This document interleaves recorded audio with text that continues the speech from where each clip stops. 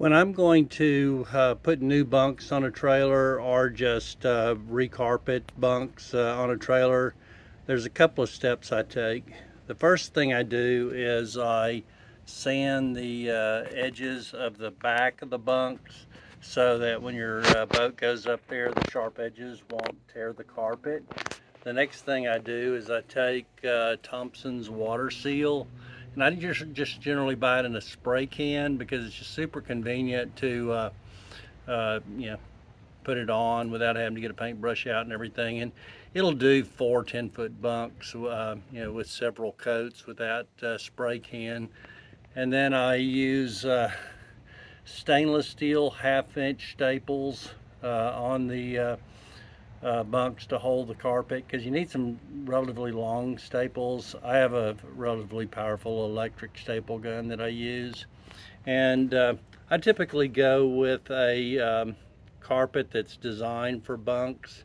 The backing is such that it allows it to dry quickly and water to flow through. It's not very expensive. You can pick it up on Amazon. And they generally have it designed or cut to wrap around the bunk. I'll show you a different technique that I use, and it makes your bunks last a lot longer because it allows the water to run off.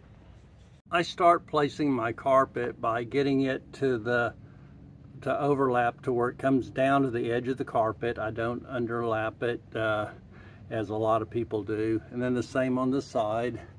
Just bring it down to where it comes to the bottom of the board, and don't make any cuts here. I'll show you later why we don't make the cuts like a lot of people recommend.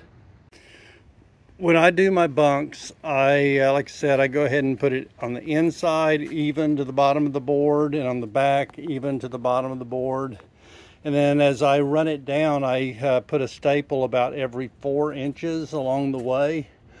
And then this let the carpet run off the end, and then I come back and do the same thing on the other side. If you buy the standard 2x4 carpet, it will overhang the bunk, and I just go ahead and staple that, and then we'll take a knife and cut the excess off. The next thing I do after getting the carpet on and trimmed is I'll come to the end of the carpet or the bunk, and I just take the carpet and fold the tips over and just put a couple of staples in there.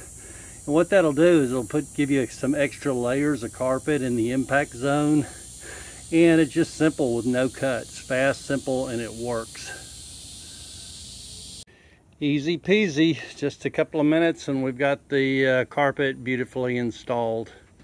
I wish it was all that simple, but there is the time you take to determine where the bunk needs to be, and you get your shackles and bunk mounts on the trailer, and then drill that. I typically use lag bolts coming up through the bottom.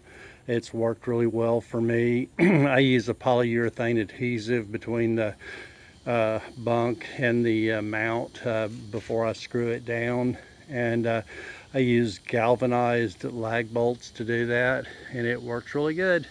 So let's go on to the next one.